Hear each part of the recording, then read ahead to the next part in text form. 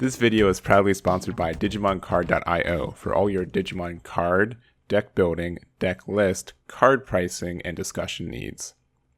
Hey everyone, Eggman here with another video, and today we're going to go over all of the decks I've considered for the upcoming Ultimate Cup events that are coming up here in North America. If you guys don't know the rule set, essentially there are a couple cards that are limited and banned, but also all cards in your deck have to share the same color. You can run multicolored cards, for example, this DarkKnight X Antibody right here. You can be playing that one, but it has to share the colors of all of one thing. So you have to say you're going all black or all purple, so all black for something like DarkKnight. But yeah, so that's what we're doing. I made one deck for each one of the colors as well, and all of my deck lists as well as some other ones for events that I've already covered, and the future ones are going to be here on my website. I have a specific area here for Ultimate Cup, so it's in the BT11 archetypes on the website, and we do have like the regular ones down here, but these are all the ones for BT11 Ultimate Cup and some other ones that have 4 events that, again, I've been covering. So we're just going to jump on into it, and for white, we do have D-Reaper, a little bit of a cop-out, but in general, I wanted to go over this list because you do have to be wary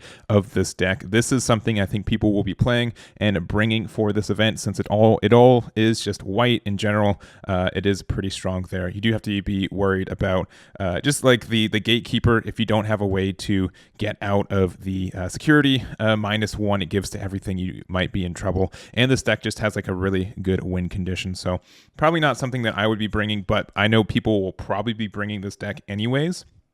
So you do just have to be aware of that. You know, what can you do against this deck? It could be a threat, and even if it's just like, I know like some people think it's an easy deck to play or a little bit lame, but it's very strong, especially in a format like this where you are rewarded for being a monocolored deck in the first place.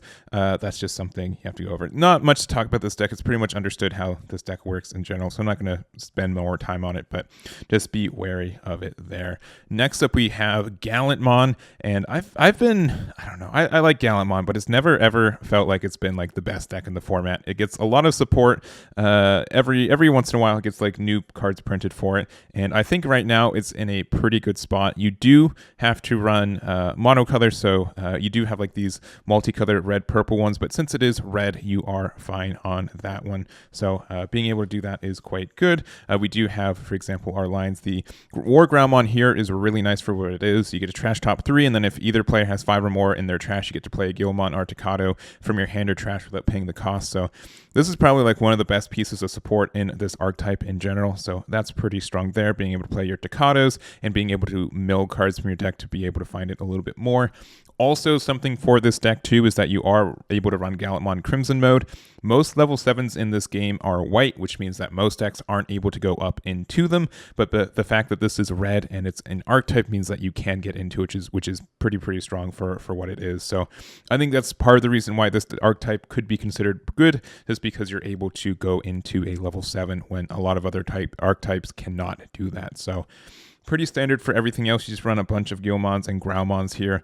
I do like the Guilmon X, and one thing you do have to consider is that there are a lot of cards that depend on having the effects of going into either the same thing with an X Antibody or having the X Antibody underneath it. And since X Antibody is white, you're not able to use it in this deck either. So Gallantmon X is a little bit weaker because of that. You have to specifically Digivolve it on top of a Gallantmon for the effect of the when your opponent's Digimon is deleted. If this Digimon has a Gallant or X, you trash top card of your security stack. So it has to be specifically on top of a Gallantmon. And you also can't use the X Antibody to swing and then Digivolve on top of it. So that's something you have to consider as well. But the fact that you do get Blitz with Decado does help you there. So pretty standard otherwise. I think Wargrowl X might be a little bit weaker too, but it is strong if you are able to do the kind of the devolution line that you kind of need for it. So not much more from there. I think the deck does have a lot of potential there, and we'll see if it continues to kind of be like that. So next up, we have an oldie but a goodie. I would say that probably the safer pick for blue is probably the All Force Vidramon. I think that is pretty understood as a pretty strong mono blue archetype in its own right, but I wanted to go a little bit old school for this one, an oldie, one that's been hurt on the restriction list before. It is a GabuBond with like hybrid kind of mix here. I think this is something that's pretty obnoxious and can still be very strong for what it is. Obviously, I think it hit the sidelines with the Metal Guru X just being way better than this deck, but I do want to mention this. I also think Blue Flare kind of also plays like this deck, and it just kind of stinks that you can't play the Blue Flare with the new Triple Tamer because that one is white. So I think that All Force and Blue Flare are both very strong, but I did kind of just want to mention that I think this deck does have a lot of potential strength for what it does. It was pretty much the best deck in the format for like 3 or 4 months last year, and did get a restriction on the Tommy 2-1, and obviously the format did change, but I do like what this deck can do, and I think it's something that if you... I'm not sure if this list is 100% strong with what their archetype choices are, and or your pieces. I think it could be a little bit more refined for it, but I did want to mention it. It's something that I would probably put some time into trying out again, and it's just very strong. Like GabuBond itself is great. If you have a tamer in play, when you unsuspend this Digimon, return one of your opponent's level 5 or lower to the bottom of their deck, and the fact that you're able to do all these kind of plays with tamers, there's a lot of good tamer stuff, and there's not as much tamer destruction in Ultimate Cup compared to regular format, or at least tamer hate in a lot of ways. So I like the deck. I've always kind of been a fan of the bond for Gabu, and I think it has potential as well. I think GabuBond also does as well. I just haven't investigated as much as GabuBond, but that's something for you there. Next up for yellow, another hybrid-centered deck, and I've always been a fan of Yellow Hybrid. I know the deck got a lot of hate because Jet Sophimon was really good at 4, and I know that we can't keep it at 4, and it kind of stinks that you don't have a level 5 you can Digivolve into for 1, but other than that, I think this deck does have a lot of potential as well. Hybrids have always been kind of great, especially with all the tamers, and if we're playing in a format where it's more of just kind of single hits instead of like the OTKs, which can still happen, I think Grandis is still in this format, just any kind of different way. This deck can do a lot of strong things for you. So using a couple cards here, so I do like the Salamon. The X antibody is really cute there, and then being able to go into Rapidmon. I think this is very strong, especially against stuff like Bloomlord, which goes wide, and I think Bloomlord is going to be one of the stronger decks in this format too. Rise Greymon, Rise Grey X into Shine Grey, all great cards too. Venusmon being able to kind of shut off your opponent from doing effects for a turn can help you there. It stinks that this deck doesn't have a level 7 to go into, but that's probably the worst thing about it here. And then just a bunch of yellow tamers. We have TK, we have TK Kari, we have Zoe, Cody, and the Tai and Kari there. Yellow Memboost, Reinforcing Memboost, and a single Sunrise Buster, which we could hard play if we have Tai or the Rise Grey X in play as well. So oldie but a goodie. Again, I think that Yellow Hybrid has a lot of potential as well, being just a really obnoxious deck, especially if you aren't, Security Control is not as popular just because it is a multicolor list. This is kind of like the Ultimate Cup version of that. And if you do want your 1 Chaos Degradation, and if you do want to run a Murray, I think that's possible for this deck too, if you want to. It's probably a little greedy for it, but I think that is an option for you there. So here is my list for yellow, and moving over, we just mentioned about green, and here is Bloomlord.